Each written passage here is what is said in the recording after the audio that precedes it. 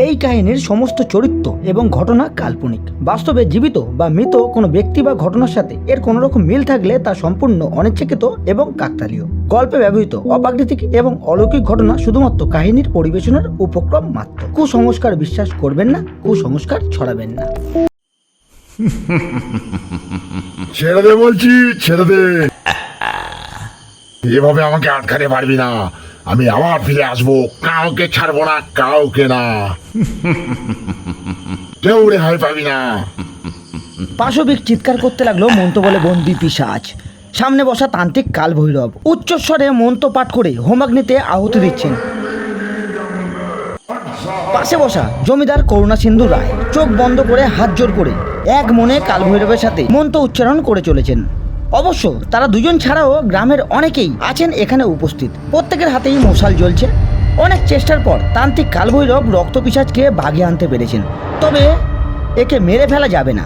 শ্মশান সংলগ্ন পরিত্যক্ত অন্ধকার কুয়ো, যা অন্ধকূপ নামে গ্রামে পরিচিত, এর মধ্যে একে বন্দি করে রাখতে হবে। যেদিন প্রাকৃতিক নিয়ম অনুযায়ী এই কুয়ো ধ্বংস হয়ে যাবে, সেই দিনই এই পিশাচের মৃত্যু হবে। তবে এর আগে যদি কেউ কুয়োর মন্ত্রপুত ঢাকনাটা সরিয়ে ফেলে, তবে আবার জেগে উঠবে সেই পিশাচ, আর গ্রামবাসীদের পরিণতি হবে ভয়াবহ। প্রায় শেষ রাতের দিকে যজ্ঞ শেষ করে কালভৈরব অন্ধকূপের মুখ মন্ত্রপুত ঢাকনা দিয়ে ঢেকে দেন, আর এর সাথেই সকল গ্রামবাসীরা স্বস্তির নিঃশ্বাস ফেলল। এই জায়গাটা ভৈরবপুর গ্রামের একেবারে শেষ প্রান্তে অবস্থিত। শ্মশানে দাহ করার প্রয়োজন ছাড়া এদিকে কেউ খুব একটা আসে না। কিন্তু এই ঘটনার পর থেকে গ্রামের মানুষ শ্মশানে আসতেও ভরসা পেত না। তাই জমিদার মশাই সবার সুবিধার্থে হাটের নিকটবর্তী জায়গা নতুন করে শ্মশান বানিয়ে দেন, আর পুরনো শ্মশান পরিত্যক্ত অবস্থায় পড়ে থাকে। একসময় লোক সমাগমের অভাবে এই চত্বর জুড়ে বুনো গাছালি বাড়তে বাড়তে জঙ্গলের আকার নেয়। নীরবতার চাদর ঢেকে ফেলে গ্রামের এই অংশটায়। কালের স্রোতে হারিয়ে যায় এই ভয়াবহ রাতের ঘটনা। শুধু নিস্তব্ধতার আড়ালে এক টুকরো নৃশংসতা তীব্র আগ্রহে ফুঁসতে থাকে। দিন গুনতে থাকে মুক্তির অপেক্ষায়। মন্ডল স্টুডিওর নিবেদন গ্রাম বাংলার ভূতের গল্প। নমস্কার বন্ধুরা, আমি রাজীব। আজ আপনারা শুনবেন লেখক দীপাঞ্জন পালের কলমে ভৈরবপুরের রক্তপিশাচ। গল্পটি শুরু করার আগে আপনাদের কাছে একটি ছোট্ট অনুরোধ। ভিডিওটি কেমন লাগলো অবশ্যই একটি কমেন্ট করে জানাতে ভুলবেন না, আর গল্পটি ভালো লাগলে অবশ্যই একটি লাইক করে চ্যানেলটিকে সাবস্ক্রাইব করে আমাদের পাশে থাকবেন। শুরু হচ্ছে আজকের গল্প, ভৈরবপুরের রক্তপিশাচ। তারপর কেটে যায় অনেক বছর। জমিদার করুণাসিন্ধু রায় গত হয়েছেন অনেক আগেই। এখন ওনার পুত্র করুণাসিন্ধু রায় ভৈরবপুরের জমিদার। প্রজাবৎসল হিসাবে তার যথেষ্ট খ্যাতি রয়েছে। জমিদার মশাইয়ের বয়স প্রায় 55। তিনি বিপদনিক। একমাত্র ছেলে কল্পসিন্ধু রায়, বিয়ে হয়েছে গত বছর। মেয়ের বাপের বাড়ি পাশের ভবানীপুর গ্রাম, নাম মিতালি রায়। এই তিনজন ছাড়া একজন রাঁধুনি, পুজোর বামন ঠাকুর আর দারোয়ান। যদিও জমিদার মশাইয়ের লেঠেল বাহিনী রয়েছে, এরা শিকার অথবা গ্রামের নিরাপত্তাজনিত ব্যাপারে রায়বাবুকে সহযোগিতা করে থাকে। এইভাবে দিনগুলো বেশ কাটছিল সবার। কিন্তু হঠাৎই ঘটল ছন্দপতন। শান্ত এই গ্রামে এক অশান্ত অতৃপ্ত শক্তির প্রবেশ ঘটে সবার অলক্ষ্যে। এর সাথে সাথেই পুরো গ্রামের গবাদি পশুর মৃত্যুসহ নানা অলক্ষণ দেখা দেয়। গ্রামের কেউই টের পায় না যে তাদের মধ্যেই কেউ একজন নিজের স্বার্থ সিদ্ধির জন্যে আবাহন করে চলেছে এই অশুভ শক্তিকে। নিজেকে আড়ালে রেখে প্রতিনিয়ত সে অশুভ শক্তির কাছে নিজেকে সমর্পণ করে চলেছে, উৎসর্গ করছে গ্রামের নিরীহ পশুদের। কিন্তু এভাবে আর কতদিন? এখন সময় এসেছে আরও বড় ধরনের উৎসর্গের। এবার তার মানুষ চাই। তাই এবার সে খুব সতর্ক। একটা কিছু ভুল হয়ে গেলেই সবার কাছে ধরা তো পড়বেই। উপরন্তু অশুভ শক্তির আধার পিশাচও তাকে ছেড়ে দেবে না। তাই এখন সে একটু বেশি সাবধান। এখন শুধু উপযুক্ত সুযোগের অপেক্ষা। আকাশে মেঘ জমেছে সন্ধ্যে থেকেই, যদিও বৃষ্টির দেখা নেই। একটা গুমট ভাব পুরো গ্রাম জুড়ে। রাত প্রায় 12:30। রাস্তাঘাটে মানুষ তো দূরের কথা, কুকুর বিড়ালও নেই একটাও। যদিও গরমকালে রাত 12:30 এমন কোনো রাত নয়, কিন্তু এখনকার ব্যাপারটা পুরোপুরি আলাদা। চারিদিকে একটা থমথমে পরিস্থিতি বিরাজ করছে। আতঙ্ক সবার চোখে মুখে। গ্রামের মাতব্বর যারা রয়েছেন তারাও রীতিমতো বিচলিত। সবাই যেন নীরবে কোনো এক ভয়ানক অদৃষ্টের পথ চেয়ে বসে আছে অসহায়ের মতো। অবশ্য এছাড়া আর কি বা করার আছে তাদের? প্রায় 200 বছর আগেকার মৃত্যুদূত জেগে উঠেছে আরও একবার। মানুষরূপী অজ্ঞাত কোনো এক নরাধম নিজের হীন উদ্দেশ্য চরিতার্থ করার জন্যে অন্ধকূপের মন্ত্রপুত ঢাকনা সরিয়ে সেখান থেকে বন্দি পিশাচকে মুক্ত করে দিয়েছে। প্রথমে ব্যাপারটা কারোর নজরে পড়েনি। গ্রামে কিছুদিন থেকেই গরু, ছাগল ইত্যাদি পশু নিখোঁজ হওয়া শুরু হতেই সবার মনে সন্দেহ দেখা দেয়, কিন্তু ঘটনার কিনারা করা সম্ভব হচ্ছিল না কিছুতেই। হঠাৎ আজ সকালে রাখাল ধোপার ছেলে দৌড়ে এসে তার বাবাকে জানায় যে অন্ধকূপের ঢাকনা পুরোটাই খোলা। সে নিজের চোখে দেখে এসেছে। এক লহমায় সিদ্ধারা বেয়ে একটা ঠান্ডা শোধ বয়ে যায় রাখালের। প্রাথমিক দুশ্চিন্তা কাটিয়ে ওঠার পর ছেলের ওপর একচোট রাগ দেখিয়ে বলল, কোন সাহসে শ্মশানের দিকে গেছিলিস? যদি একটা কিছু হয়ে যেত তাহলে কে বাঁচাতো তোকে? এদিকে ছেলেটিও বেশ ভয় পেয়েছে। বাবার কথায় নয়, অন্ধকূপের ঢাকনা খোলা অবস্থায় দেখে ভীষণ ভয় পেয়েছে সে। রাখাল তার এই মা মরা ছেলেকে বড্ড ভালোবাসে। স্ত্রীর মৃত্যুর পর থেকে ছেলেকে আগলে ধরেই বেঁচে আছে সে। এখন যদি এর একটা কিছু হয়ে যায় তাহলে রাখালের পৃথিবীটা অন্ধকার হয়ে যাবে। চুপ করে আছে দেখে আর কিছুই বলল না। চুপচাপ পাঞ্জাবিটা গায়ে গলিয়ে বেরিয়ে পড়ল হাটের উদ্দেশ্যে। সেখানে তার মুখ থেকে সবাই কথাটা জানতে পারে। মুহূর্তের মধ্যেই পুরো গ্রাম জুড়ে ছড়িয়ে পড়ে খবরটা। এক সময় গ্রামে জনাভিষেক লোক মিলে দল বেঁধে দুপুরের দিকে অন্ধকূপের ঢাকনা যাচাই করতে যায়। কিছুক্ষণের মধ্যেই তারা ফিরে আসে আবার। প্রত্যেকের মুখেই তখন ভয়ের ছাপ। এবার আর রক্ষে নেই কারোর। তান্ত্রিক কালভৈরব বেঁচে থাকলে তিনি হয়তো কিছু একটা করতে পারতেন, কিন্তু তিনি তো আর বেঁচে নেই। অনেক বছর আগেই তিনি পরলোক গমন করেছেন। গ্রামের আকাশ জুড়ে মৃত্যু তার করাল গাছ নিয়ে এগিয়ে আসছে। এক সময় সবাই মিলে স্থির করলো জমিদার মশাইকে খবরটা জানাতে হবে। এখন এই বিপদে তিনিই সকলের একমাত্র ভরসা। ভৈরবপুর গ্রামের জমিদার কৃপাসিন্ধু রায়। প্রজারা ওনাকে খুব শ্রদ্ধা করেন। ওনার পিতামহ করুণাসিন্ধু রায়ের আমলেই তান্ত্রিক কালভৈরব রক্তপিশাচকে অন্ধকূপে মন্ত্রশক্তি বলে বন্দি করে রেখেছিলেন। তাই এবারেও গ্রামের সকলের শেষ ভরসা জমিদার কৃপাসিন্ধু রায়। কারোর চোখে ঘুম নেই গোটা গ্রাম জুড়ে। যে যার ঘরে প্রাণ হাতে করে বসে আছে। মৃত্যু ভয়ে পুরো গ্রাম কাবু।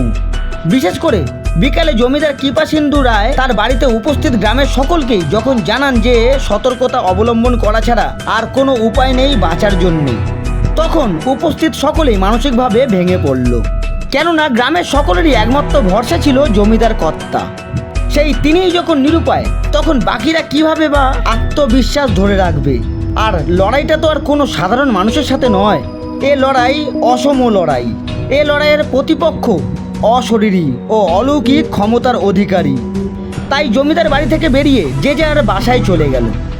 এমনকি সন্ধে নামার সাথে সাথেই হাটও বন্ধ হয়ে গিয়েছে আজ। কেই বা জেনে শুনে মরতে চাইবে? যদিও এখনও গ্রামের কোনো মানুষের মৃত্যু হয়নি, তবুও এই মুহূর্তে কোনো রকম ঝুঁকি নেওয়া চরম নির্বুদ্ধিতার সামিল। অন্ধকূপের গল্প এই গ্রামের বাচ্চা থেকে বুড়ো সকলেই জানে, কেননা ওই সময়কার কোনো মানুষ এখন আর বেঁচে নেই। তবুও এই কাহিনী পাড়ি দিচ্ছে প্রজন্মের পর প্রজন্ম। কিন্তু এর আতঙ্ক এখনও তরতাজা হয়ে রয়েছে সবার মনের মধ্যে। এটাও শোনা যায় এই পিশাচকে অন্ধকূপে বন্দি করার কিছুদিন পর তান্ত্রিক কালভৈরবের ঝলসানো মৃতদেহ এই শ্মশানেই পাওয়া যায়। ওনার মৃত্যুর কারণ এখনও রহস্যাবৃত। তিনি কখন আর কেনই বা এই শ্মশানে গিয়েছিলেন সেটা অজানাই রয়ে যায়। শুধু একজনই জানতেন এর কারণ, আর তিনি হলেন জমিদার করুণাসিন্ধু রায়। কিন্তু অদ্ভুতভাবে তিনিও কালভৈরবের মৃত্যুর কিছুদিন পরেই রহস্যজনকভাবে মারা যান ওই একই জায়গায়। সুতরাং গ্রামের পশ্চিম দিকে শ্মশানটা সকলের কাছেই খুব ভয়াবহ, আর তাই এটা শেষ পর্যন্ত পরিত্যক্ত হয়ে পড়ে আছে। তন্ত্র সাধনার চর্চা আদিকাল থেকেই চলে আসছে পৃথিবীর বুকে। কেউ নিতান্তই শখের বশে, কেউ বা মানব কল্যাণে, আবার কেউ অলৌকিক ক্ষমতা লাভে এই চর্চা করে এসেছে। তবে শেষত্ব লোকের সংখ্যাই সব থেকে বেশি। জমিদার করুণাসিন্ধু রায়ও এর ব্যতিক্রম ছিলেন না। তিনি যখন যৌবনের মধ্যম গমনে, তখন তার হাতে আসে পিশাচ তন্ত্রম নামে একটি প্রাচীন বই। এটা পড়ে তিনি জানতে পারেন যে তন্ত্র সাধনার মাধ্যমে রক্তপিশাচকে জাগ্রত করে তাকে সন্তুষ্ট করতে পারলে চির যৌবন লাভ করা যায়। তখন সবার অগোচরে তার এক বিশ্বস্ত রক্ষীকে সাথে নিয়ে প্রতি অমাবস্যার রাতে নিস্তব্ধ শ্মশানে চলতে থাকে তার সাধনা। শুরুতে খানিকটা ভয় ভয় লাগলেও সাহসে ভর করে চালিয়ে যেতে থাকেন তার তন্ত্রচর্চা। প্রথম কয়েক মাস গৃহস্থের ছাগল মহিষ বলি দিয়ে রক্তপিশাচের আরাধনা করেন তিনি। এমত অবস্থায় সম্মোহন বিদ্যার সিদ্ধিলাভ হয় তার। ধীরে ধীরে সাহস বাড়তে থাকে। একসময় তিনি পশু বলি বাদ দিয়ে মানুষদের দিকে হাত বাড়ান। সম্মোহন বিদ্যার প্রভাবে খুব সহজেই বেছে বেছে গ্রামের বাচ্চাদের ধরে এনে উৎসর্গ করতে লাগলেন পিশাচের কাছে। কিন্তু পরপর 2-3টে বাচ্চা নিখোঁজ হওয়ার পর গ্রামে শোরগোল পড়ে যায়। রাত জেগে পাহারা বসায় গ্রামের লোকজন। জমিদার হিসাবে তাকেও গ্রামবাসীদের পাশে দাঁড়াতে হয় বাধ্য হয়ে, কেননা তা না হলে প্রজারা বিদ্রোহী হয়ে উঠবে। আর সবচেয়ে বড় কথা, এমন না করলে তার প্রতি সকলের সন্দেহ দেখা দিত। যাই হোক, রাতে পাহারা শুরু হতেই করুণা সিন্ধুর পক্ষে পুজোর বলির জন্যে ছোট্ট বাচ্চা জোগাড় করা অসম্ভব হয়ে পড়ে। বড়দের থেকে বাচ্চাদের করায়ত্ত করার সুবিধা বেশি, তাই তিনি বাচ্চাদেরকেই নিজের লক্ষ্য বানিয়েছিলেন। এদিকে তার সাধনার প্রভাবে রক্তপিশাচ তখন পুরোপুরিভাবে জেগে উঠেছে। প্রত্যেক অমাবস্যার রাতে রক্ত না পেলে করুণা সিন্ধুর মৃত্যু অনিবার্য। তাই এক অমাবস্যার রাতে করুণা সিন্ধু রায় তার বিশ্বস্ত রক্ষীকে সম্মিলিত করে রক্তপিশাচের সামনে বলি দিয়ে দেন। তখনকার মতো বিপদ কেটে যায়। কিন্তু এই ঘটনার পর থেকেই তার মনে তীব্র ভয় বাসা বাঁধে। নিয়ম অনুযায়ী রক্তপিশাচ জেগে ওঠার পর একটানা 16 মাস অমাবস্যার রাতে 16টা নরবলি দিলে তবেই সম্পূর্ণ সিদ্ধিলাভ সম্ভব। এই সময় যদি কোনো অমাবস্যায় নরবলি না দেওয়া হয়, তাহলে পরবর্তী অমাবস্যার আগে রক্তপিশাচ নিজের হাতে তার সাধককে হত্যা করে। এখন করুণা সিন্ধু নিজের ভুল বুঝতে পারেন, কিন্তু ততদিনে অনেক দেরি হয়ে গেছে। তার আর ফেরার কোনো পথ নেই। কিন্তু নরবলিও দেওয়া সম্ভব নয় গ্রামে। তিনি বুঝতে পারেন যে তার শেষ সময় উপস্থিত। ভুল পথে পা বাড়ানোর ফল তাকে ভোগ করতেই হবে। এসব ভেবে ভেবে নাওয়া খাওয়া ভুলে তিনি নিজেই নিজেকে গৃহবন্দী করে রাখেন। প্রতি মুহূর্তে মৃত্যু ভয় তাকে তাড়া করে বেড়ায়। ঠিক এমন সময় একদিন জমিদার বাড়িতে আগমন ঘটে তান্ত্রিক কালভৈরবের। আর জমিদার বাড়িতে পা রেখেই তিনি অশুভ শক্তির উপস্থিত টের পেয়ে যান। এবাড়ির চারিদিকে মৃত্যুর অদৃশ্য চক্রব্যূহ তার নজর এড়ায় না। সাথে সাথেই কমণ্ডলু থেকে খানিকটা জল হাতে নিয়ে মন্ত্র আউড়ে নিজের শরীরে ছিটিয়ে গাত্রবন্ধন করে নেন। জমিদার গিন্নি তাকে দেখে কর জোর করে বেরিয়ে এসে তার পায়ে লুটিয়ে পড়ে কাঁদতে কাঁদতে স্বামীর অস্বাভাবিক আচরণের কথা জানান। তাকে অভয় দিয়ে কালভৈরব জমিদারের সাথে দেখা করতে চাইলে গিন্নিমা তাকে ভেতর মহলে নিয়ে যান। করুণা সিন্ধুকে দেখার পরেই কালভৈরব যা বোঝার বুঝে ফেলেন। ইশারায় গিন্নিমাকে সেখান থেকে চলে যেতে বলে তিনি করুণা সিন্ধুর কাছে গিয়ে তার মাথায় হাত রাখতেই শুরু থেকে সমস্ত ঘটনাবলী তার চোখের সামনে ভেসে ওঠে। চমকে উঠে হাত সরিয়ে নেয় কালভৈরব। তিনি বুঝতে পারেন যে জমিদার মশাই নিজের অজান্তে কত বড় ভুল করে ফেলেছে। করুণা সিন্ধু কিছু বুঝতে না পেরে তার দিকে তাকিয়ে থাকে। কেন জানি এই তান্ত্রিককে দেখে তার মনে শ্রদ্ধা ও বিশ্বাস জন্ম নিয়েছে। নীরবতা ভেঙে কালভৈরব বলেন, এ কি করেছিস তুই? জাগতিক সুখের নেশায় অন্ধ হয়ে যে পাপ করেছিস সেটাই তোর কাল হয়ে এগিয়ে আসছে তোর দিকে। কাঁদো কাঁদো গলায় জমিদার বলেন, আমায় আপনি বাঁচান বাবা। প্রকৃতির বিরুদ্ধে গিয়ে যে জঘন্য অপরাধ আমি করেছি জানি তার কোনো ক্ষমা নেই, কিন্তু আমায় বেঁচে থাকার একটু অন্তত সুযোগ দিয়ে দিন আপনি। বাঁচা মরা তো সব ভগবানের হাতে, আমরা তো নিমিত্ত মাত্র। তার ইচ্ছা ছাড়া তোর মৃত্যু অসম্ভব। তুই চিন্তা করিস না, অমাবস্যা আর বেশি দিন বাকি নেই। ততদিন খুব সাবধানে থাকবি, একদম বাড়ি থেকে বের হবি না। আমি দেখছি কি করা যায় বলে একটি মন্ত্রপুত কবচ বেঁধে দেন তার হাতে। বলেন, এই কবচ তোর শরীরে যতদিন থাকবে কোনো অশুভ শক্তি তোর কাছে আসতেও পারবে না। সেই অশুভ শক্তি তোকে হয়তো নানানভাবে ভয় ভীতি দেখিয়ে বা ছল কলার আশ্রয় নিয়ে কবচ খুলিয়ে নিতে চাইবে, কিন্তু তোকে আরো শক্ত হতে হবে, বিশ্বাস রাখতে হবে পরমাত্মার প্রতি। জমিদার মশাই মাথা নেড়ে সম্মতি জানান। এরপর কালভৈরব বেরিয়ে যান সেখান থেকে। তবে যাবার সময় তিনি বুঝতে পারেন তার আশেপাশে অশুভ শক্তি উপস্থিত, আর তা যে অত্যন্ত শক্তিশালী সেটাও তিনি বুঝতে পারেন। অনেক চেষ্টার পরেও শুধু গাত্রবন্ধন থাকায় তাকে ছুঁতে পারছে না সেই অশুভ শক্তি। এখন অনেক বড় পরীক্ষা তার সামনে। যে করেই হোক জমিদার করুণাসিন্ধু রায়কে বাঁচাতেই হবে তাকে। তান্ত্রিক কালভৈরব জমিদার বাড়ি থেকে বেরিয়ে যেতেই দোতলায় বারান্দায় দাঁড়িয়ে থাকা জমিদার গিন্নির দুই চোখে জ্বলন্ত আক্রোশ ফুটে ওঠে। একটা কুটিল হাসি খেলা করতে থাকে তার ঠোঁটে। কালভৈরবের সাথে একটা সংঘর্ষ যে তার অবশ্যম্ভাবী। আর দুদিন বাকি অমাবস্যার। কালভৈরবের কথানুযায়ী নিজেকে ঘরে আটকে রাখেন জমিদার করুণাসিন্ধু রায়। কারোর এখানে আসা পুরোপুরি নিষিদ্ধ, এমনকি গিন্নিমারও নয়। এর মধ্যে আরেকবার কালভৈরব জমিদার বাড়িতে এসেছিলেন। তার কথা মতো জমিদার মশাই অমাবস্যা পর্যন্ত নিরামিষ আহার করে তাকে সংযম পালন করতে হবে। এবারে কালভৈরব জমিদার বাড়িতে এসে ওই কালো শক্তিকে আরও প্রবলভাবে অনুভব করেছিল নিজের আশেপাশে। কেন জানি তার মন শুধুই কু গাইছে। তার ভয় একটাই, জমিদার মশাই অমাবস্যার আগে আবার কোনো ভুল করে না বসে। আর তেমন কিছু হলে অনর্থ ঘটে যাবে, ছারখার হয়ে যাবে এই গোটা গ্রাম। তাই তিনি বারবার করে করুণাসিন্ধুকে সাবধান করে দিয়েছেন। জমিদার বাড়ি থেকে বেরিয়ে আসার সময় উঠানে পা রাখতেই কেঁপে উঠল কালভৈরবের হৃদয়। আষ্টে গন্ধ এসে লাগলো তার নাকে। দিব্য দৃষ্টি দিয়ে স্পষ্ট দেখতে পেল রায়বাড়ির আকাশে মৃত্যুদূত স্বরূপ বিরাজমান রক্তপিশাচের ঘনীভূত মায়াজাল। তিনি জানেন এই ধরনের পিশাচেরা অমাবস্যা পূর্ণিমায় পূর্ণ শক্তির অধিকারী হয়। অমাবস্যা আর মাত্র দুদিন, তাই পিশাচের শক্তিও তুলনামূলকভাবে অনেকটাই বেশি।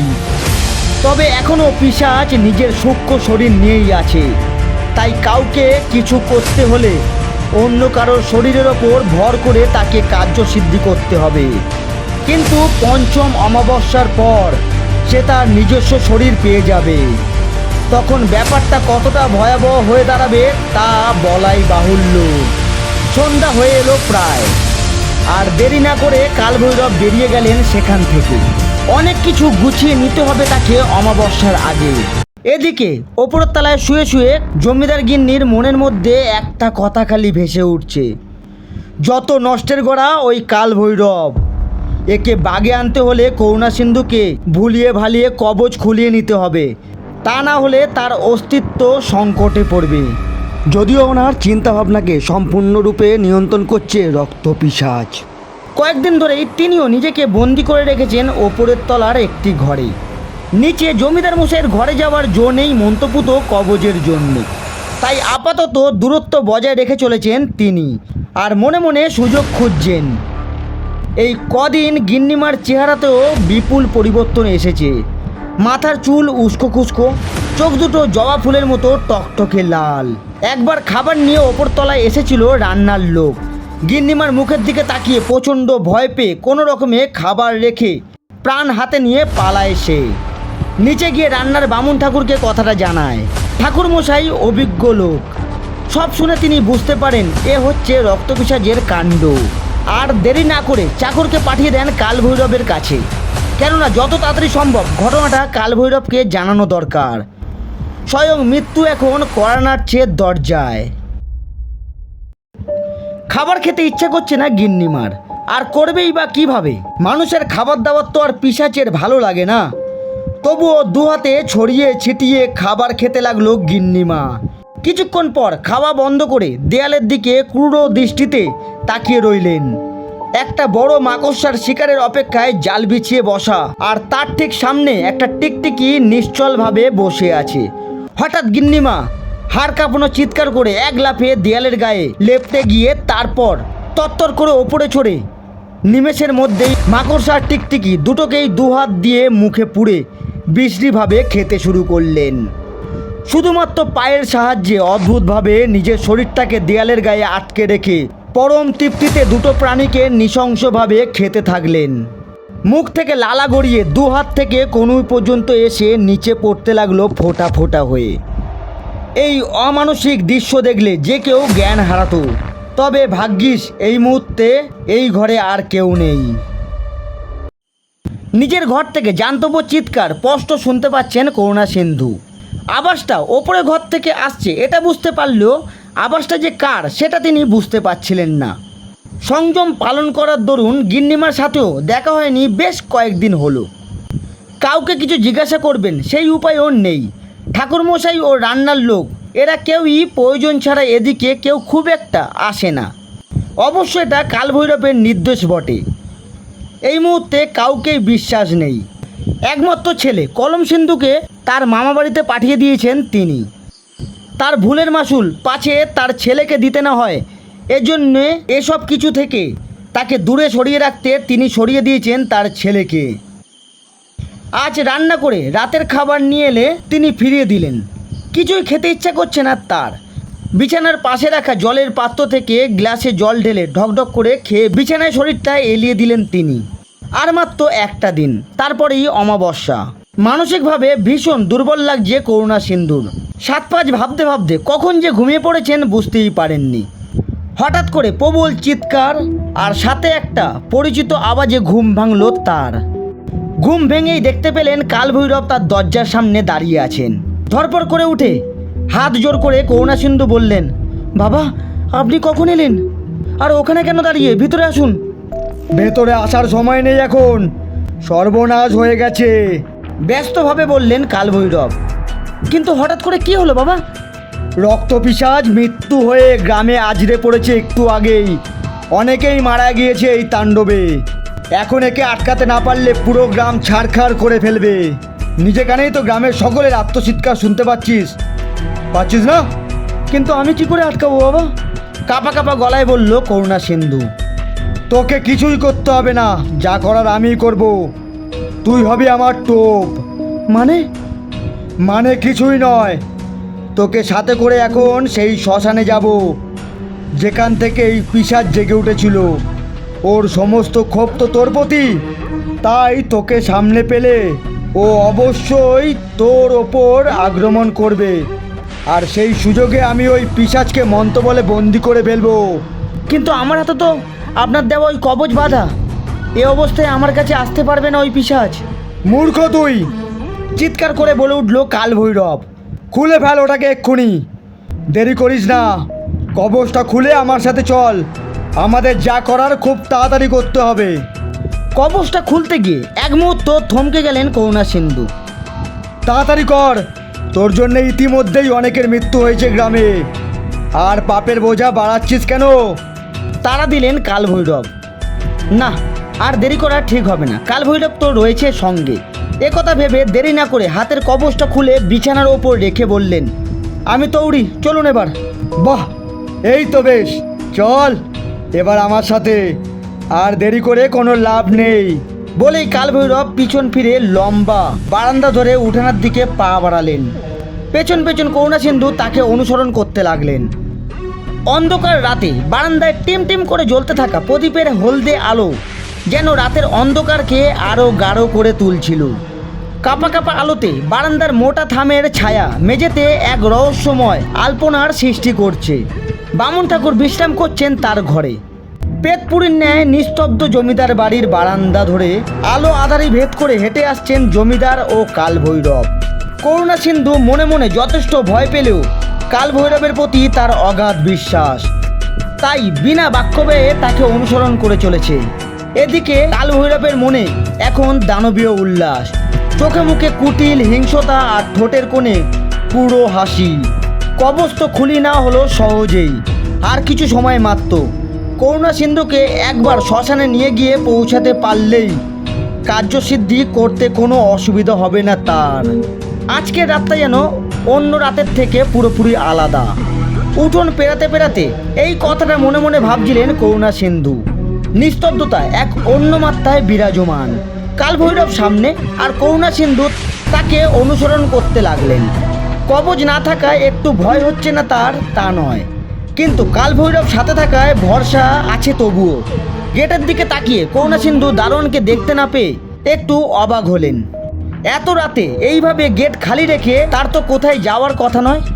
7-5 ভাবতে ভাবতে মাথা নিচু করে হাঁটতে লাগলেন আবার। আর বড় জোর 8-10 হাত জায়গায় এগোলেই পেরিয়ে যাবেন বাড়ির সীমানা। এদিকে গ্রামের দিক থেকে আসা চিৎকারও সীমিত হয়ে উঠেছে। আচমকা গেট খোলার শব্দে চমকে উঠলেন করুণা সিন্ধু। একটা আষ্টে গন্ধ তার নাকে এসে লাগলো এবং তার সাথে সাথেই কেমন যেন একটা শীত অনুভব হলো। একটু অবাক হলেন তিনি, কেননা খানিকক্ষণ আগেও গরম লাগছিল রীতিমতো। ভালো করে সামনে তাকাতেই দেখতে পেল বাড়ির বাইরে থেকে ভেতরে এসে ঢুকছেন কালভৈরব। নিমেষেই হাত পা ঠান্ডা হয়ে এলো তার। কালভৈরব যদি এখন এসে থাকেন তবে তার সাথে সামনের লোকটা কে? আর ভাবতে পারলেন না তিনি। আকাশে বিদ্যুৎ গর্জে উঠল। এর আওয়াজে কানে রীতিমতো তালা লেগে যাওয়ার জোগাড়। আর এদিকে তার সামনে হাঁটতে থাকা কালভৈরবের শরীরটা হঠাৎ গুঁড়ো গুঁড়ো হয়ে বাতাসের মধ্যে মিলিয়ে যেতে লাগলো। দমকা হাওয়ায় কেঁপে উঠল করুণা সিন্ধু। আর এটা এতটাই ঠান্ডা যে হাত পা কাঁপতে লাগলো তার। অবাক হয়ে দেখতে পেলেন কালভৈরব গেটের সামনে দাঁড়িয়ে তার দিকে তাকিয়ে রয়েছেন ভয় মিশ্রিত দৃষ্টিতে। আর তার ঠিক সামনে একটা ঘূর্ণি বাতাস কুণ্ডলি পাকিয়ে ঘুরছে। বাতাসের এতটাই তীব্রতা যে আশেপাশের কিছুই নজরে আসছে না। গাছের শুকনো ডালপালা, পাতা, ধুলোবালি প্রবল বেগে উঠতে লাগলো। এর সাথে পাল্লা দিয়ে বিদ্যুৎ চমকাতে লাগলো আকাশ জুড়ে। প্রকৃতি যেন হঠাৎ এই পৃথিবীকে ঝলসে দিতে চাইছে প্রবল আক্রোশে।